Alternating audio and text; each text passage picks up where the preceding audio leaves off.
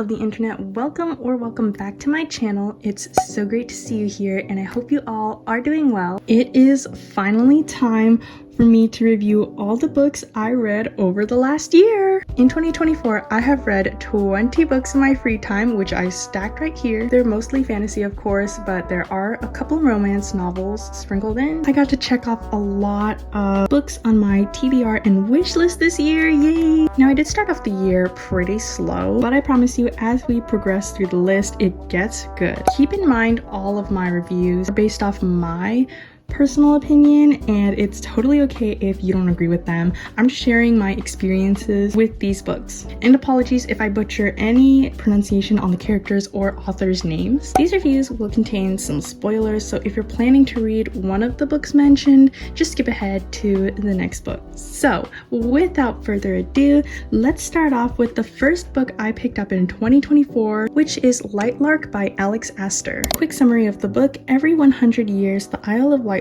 appears to host the Centennial, a deadly game where the rulers of 6 realms must compete to break the curses that have plagued their realms for centuries. This was a highly anticipated read for me since I've seen this all over BookTok, and I've been seeing a lot of the author's reels on Instagram, and I honestly find her author journey so inspiring. However, Lightlark wasn't all that interesting to me. The premise was good, but I couldn't find myself connecting or rooting for the main characters. They just weren't that very likable to me. At halfway through the book, I told myself to keep reading purely to see where the plot would end up. I would have liked to have seen more of the other rulers and some clearer world building, which to me felt a little vague and messy. I also dislike both of the love interests just as much as I dislike the main character. Second book of the year was Nightbane by Alex Astor. Quick summary: this book is the second book of the Lightlark saga and continues to follow Isla as she breaks all of the curses.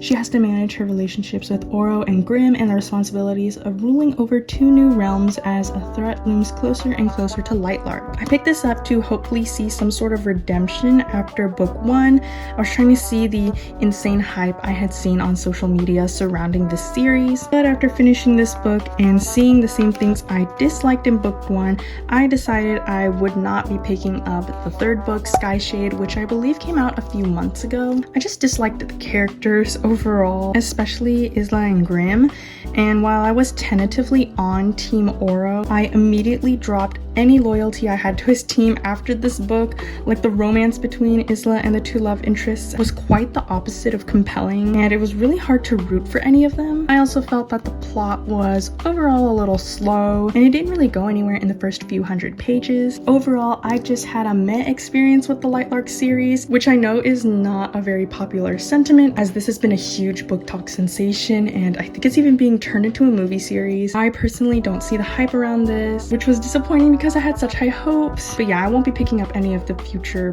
books. Okay, I know that was kind of a downer way to start the new year with like 2 kind of negative reviews, so let's move on to my third read, whose rating was a little higher, and that is A Fragile Enchantment by Alison Saff. Quick summary: this is a Regency era romantasy where a magical dressmaker who is commissioned for a royal wedding finds herself embroiled in scandal when a gossip columnist draws attention to her undeniable chemistry with the groom.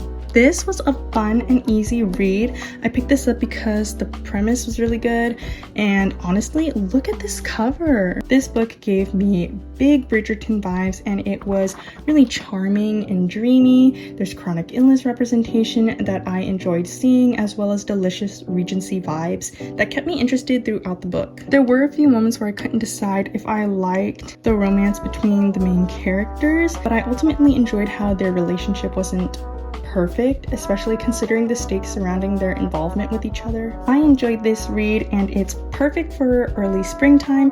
It's a sweet and refreshing read that I feel like other romantasy readers might like. Alrighty, moving on to The Spells We Cast by Jason June. Quick summary: in this urban fantasy, rival magicians compete in a spellcasting competition that determines which of the world's teenage magicians will be stripped of their powers to preserve magical balance. But the 2 face challenges as their attraction to one another amplifies their powers, bringing both strength and danger. Like the last book, I found this while browsing through Barnes & Nobles, and I picked it up because of its really unique premise We have a magical cowboy main character, unique magic powers, grumpy sunshine trope, and queer representation. I like how unique and spunky this was, and the characters and writing style reminded me a lot of Rick Riordan, which instantly made me feel at home while reading. I laughed a lot while reading this book, which made this book an overall really fun read. Something I didn't like was how fast the relationships were formed between everyone in the book. I'm 100% a slow burn fan, so I didn't really vibe with the fact that Nigel and Ori were determined to be soulmates in a span of days, and the way enemies and friends were also determined so quickly wasn't very believable to me. Nevertheless, I thoroughly enjoyed this book, and I look forward to getting the sequel since the ending made my jaw drop. Okay, next up, I Hope This Doesn't Find You by Anne Liang. Quick summary: a perfect model student and people pleaser channels her inner frustrations, mostly about her academic rival, into email drafts, all of which get accidentally sent to the entire school one day. This has been on my TBR for such a long time. I have been dying to pick up Anne Liang's books for quite some time now, and oh my gosh, this book literally exceeded my expectations in every possible way. To all my rom-com lovers, you are gonna want to pick up this book. You have got to read this. If you saw last year's book review, you'll know I'm not easy to please when it comes to pure romance novels. They just don't quite hit the same as romantasy. But apparently, I've just never read one of Anne Liang's books before. That's all I needed. I swear, it's the rivals to lovers aspect and how well Liang writes that made me love this book so much. The banter is absolutely amazing, and the tension and forced proximity between Sadie and Julius is too good. I truly love how this book depicts high school age love in such a cute and heartwarming way, while still maintaining an element of tension and the essence of a slow burn. I kept reading to see how Sadie would solve all the problems that her sent emails had created, and I ended up relating to her and resonating with her personal problems. I really enjoyed seeing her growth from a people pleaser to someone who would stick up for herself. And I also love Julius's character. Aside from his witty conversations with Sadie, I love how deeply he cares for Sadie and the way in which he cares about her too. Though they're academic rivals, he's there for her on day one of the whole email fiasco, and I enjoyed seeing how Sadie influenced him to be a better person and overcome his own insecurities. I'm so happy I got to discover a new comfort book this year. I was kicking my feet and giggling the entire time I was reading this, and I've been waiting to pick it up again and reread it. Moving along to 6 Crimson Cranes by Elizabeth Lim. Quick summary: after losing control of her forbidden magic on her wedding day, Princess Shiori and her brothers are cursed and exiled by their stepmother. With the 6 princes cursed to be cranes by night and Shiori forced to not speak a word or her brothers will die, they must work with each other and unexpected allies to save the kingdom from their stepmother. This book was the Asian fantasy I needed in my life. It was really refreshing to see such a beautifully done story with amazing Eastern mythology, fantastic world building, and good pacing. The characters were very well written, especially our lovely main character. I love how mentally and physically strong she is throughout her quest, and how she's brave and willing to do anything for her brothers. I also enjoyed the romance between Takan and Shiori much more than I thought I would. Everything was definitely well written, and I would totally recommend if you're looking for a really good East Asian fantasy book.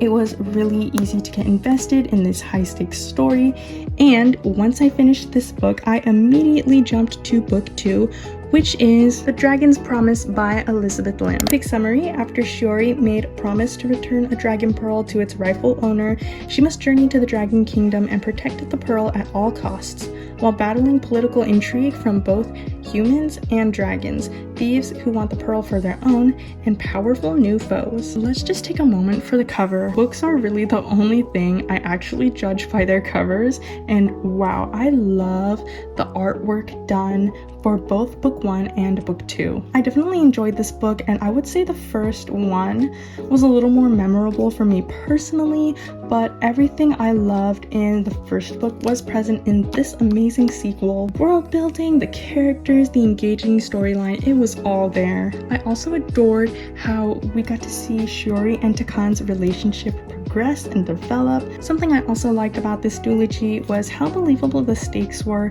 and how you could feel each character's motivations and beliefs drive the plot. Moving along to another highly anticipated read for me by Anne Leong is If You Could See the Sun. Quick summary: after gaining the ability to turn invisible, a Chinese-American student decides to monetize her new powers by discovering and selling her wealthy classmates' scandalous secrets in order to continue to afford tuition at her elite Beijing boarding school.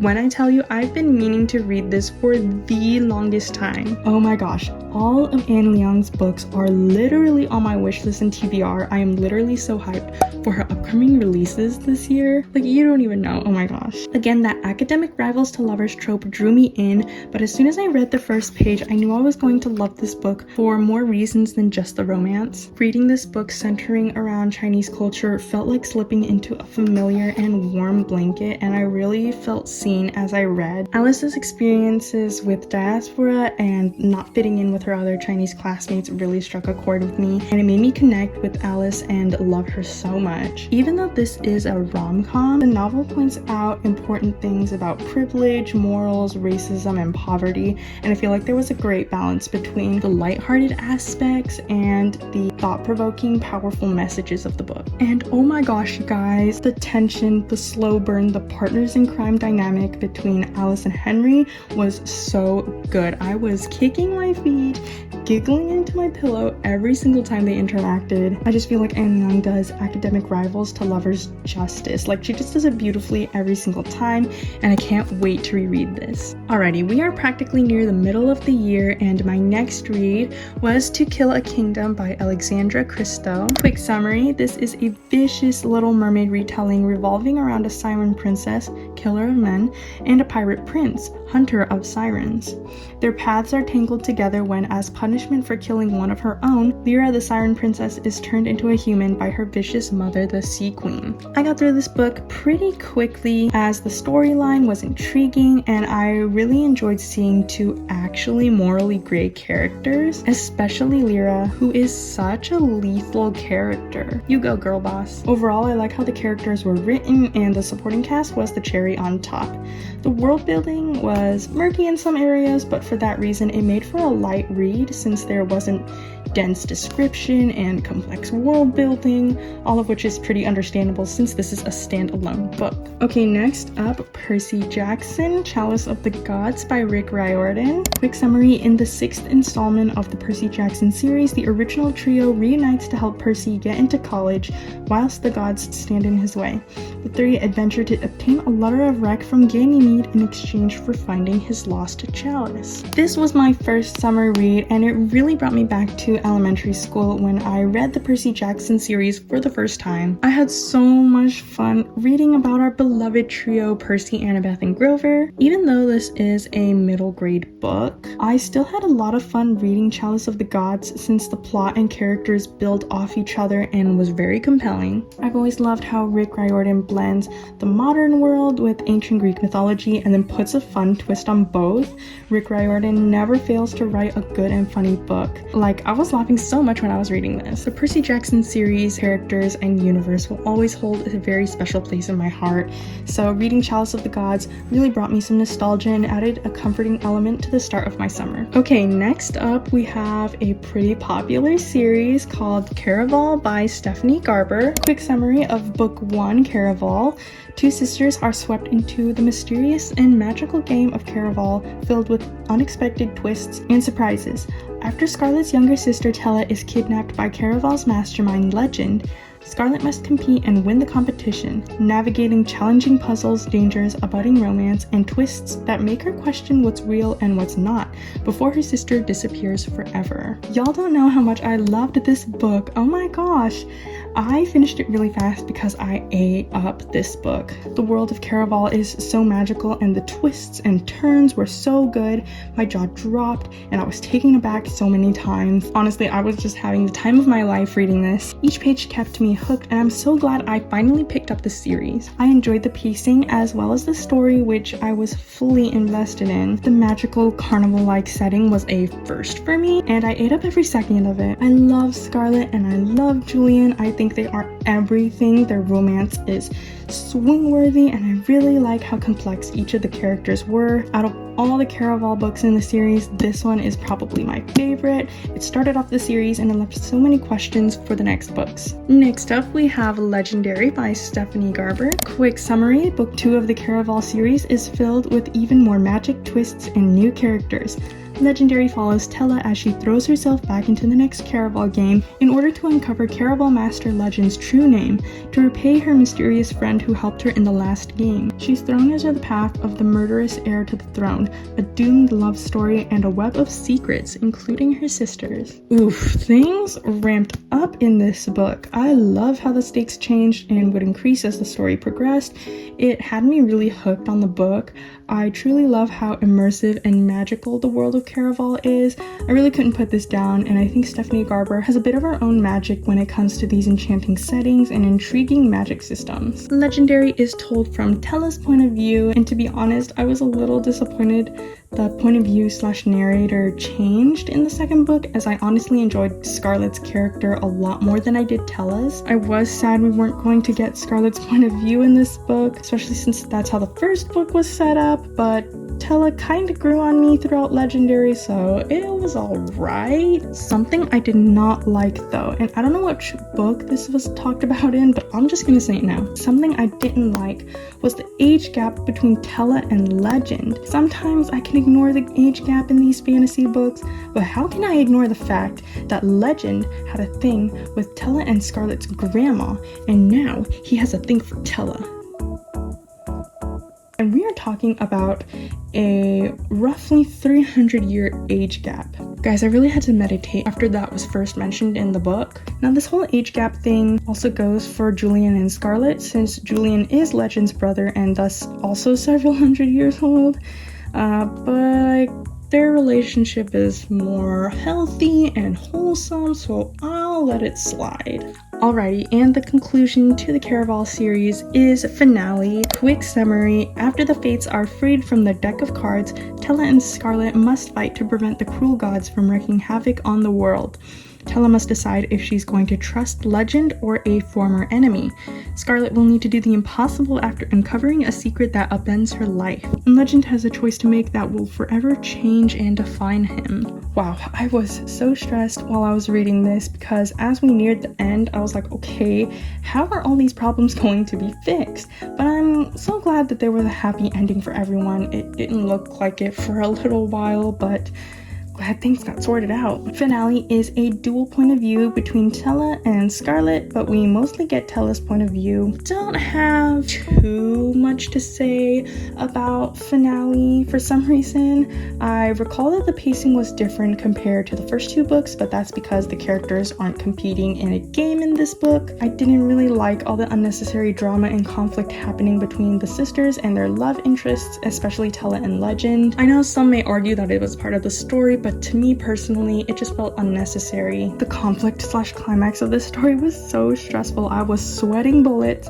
However, I felt as though it was one a little easier than I was expecting, but I guess that's okay. It wasn't the worst. Nonetheless, I was low-key sad that the Caraval series was done once I finished finale, but that doesn't mean we're done with Scarlett and Tella's world just yet. The adventures continue in the Once Upon a Broken Heart series by Stephanie Garber. Quick summary of book 1. After learning the love of her life is marrying another, Evangeline strikes a deal with the charismatic yet wicked Prince of Hearts. However, Evangeline soon learns that striking a bargain with an immortal is a dangerous game, and that he wants a lot more from her than she pledged. The Prince of Heart has plans for Evangeline that will either end in the greatest happily ever after or the most exquisite tragedy. I really enjoyed this book, and I felt like it was a fantastic start to the series. The vibes are more enchanting and fairy tale-like compared to the carnival and mystical vibes of Caraval, but I am such a sucker for fairy tale vibes, so I thoroughly enjoyed this book and meeting the new characters and seeing a few old ones. You don't need to read the Caraval series to read this series, however it is a lot more fun knowing certain references made throughout the Once Upon a Broken Heart series and reading Caraval first will also help you understand Jax's character a little more. This book was really compelling and the plot kept me very intrigued. Something I especially liked about this book was the main character, Evangeline. It was really refreshing to see a female main character who was very feminine, soft, and empathetic in a fantasy novel. I love how her strengths didn't rely on physical strength or a hardened personality, and how she didn't lose these traits as she grew throughout the series. I enjoyed this just as much as I enjoyed the first book of the Caraval series. Book 2 of the Once Upon a Broken Heart series is The Ballad of Never After. Quick summary: after she is betrayed by Jax, the Prince of Hearts, Evangeline attempts to restore her vision of her happily ever after. However, a new curse that threatens her life pushes her to team up with Jax once more. Evangeline must break this curse and battle new foes, conflicted trust in Jax, and new magic that plays with their heads and their hearts. Okay, going into this book, I knew I needed to be prepared for the ending, but no matter what I expected, that was not it. I'm literally going to read you a review I wrote right after finishing the last page of the book. Stephanie Garber, how could you do this to us? I read 100 pages straight with a white-knuckled grip, only to be relieved that there was more after the end, only to suffer even more afterwards. Why? But you know you read a good book if you're emotionally distraught afterwards and the sight of the acknowledgements page makes you angry. I stayed up until 1:30 a.m. to finish this, okay? But good thing there's a third and final book, and I need that happily ever after, please. My stomach is in turmoil, my head is swimming, my chest is tight and heaving. I am grabbing a curse for true love right now.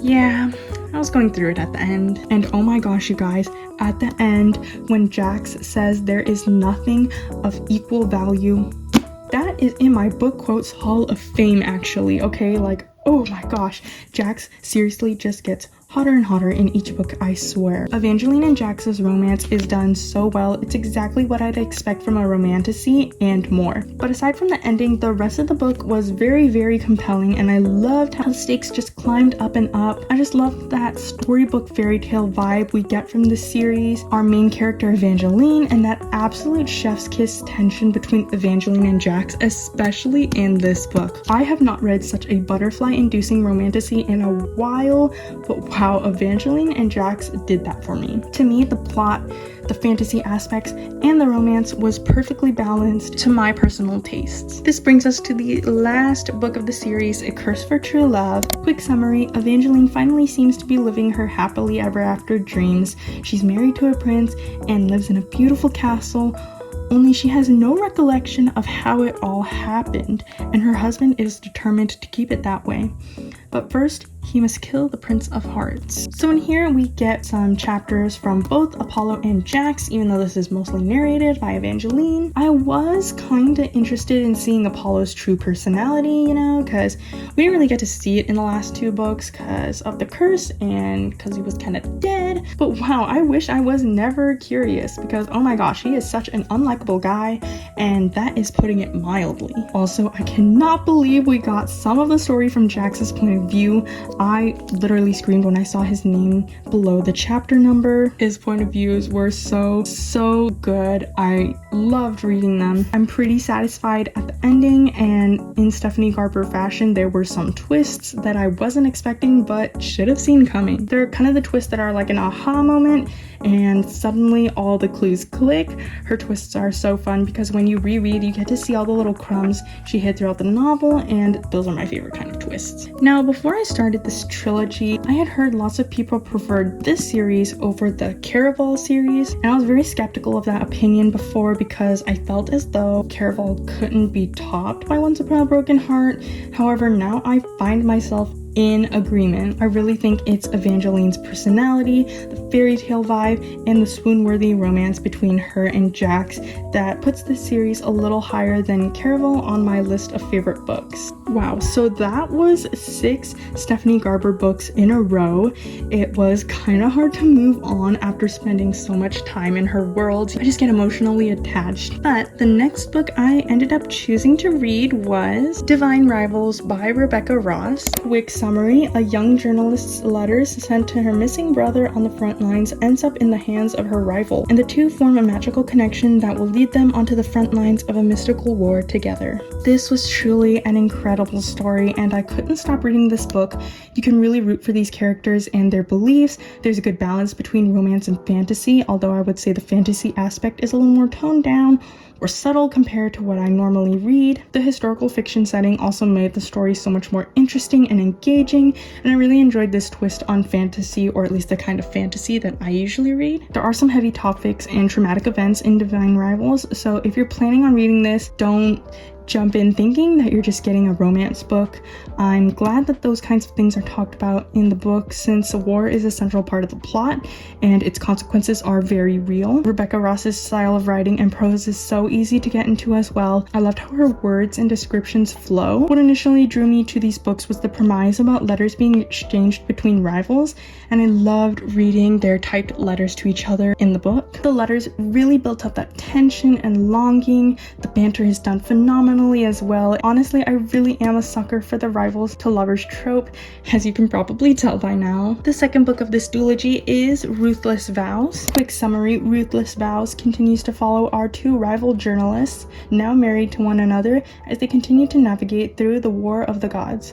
After being separated during an attack on their outpost, they now find themselves on opposite sides of the war and must find their way back to each other and end the bloodshed once and for all. So I sort of forgot to mention how the ending of the first book kind of ripped my heart out. Yeah, it happens, you know, when you're reading. This book is told from both Iris and Roman's point of view since they're separated, and reading how after Roman's memories were wiped and he couldn't remember Iris but was falling in love with her again through the letters they continued exchanging was just so excruciatingly tender. And the way Roman and Iris were pining for each other, it was so good. This book was really moving and emotional because of all the challenges they faced and because of how you could feel the depth of each character and almost feel them come to life in a way. Ruthless Vows was just as immersive as Divine Rivals, and I enjoyed how the stakes were raised. We really got to see some good character development for both Iris and Roman.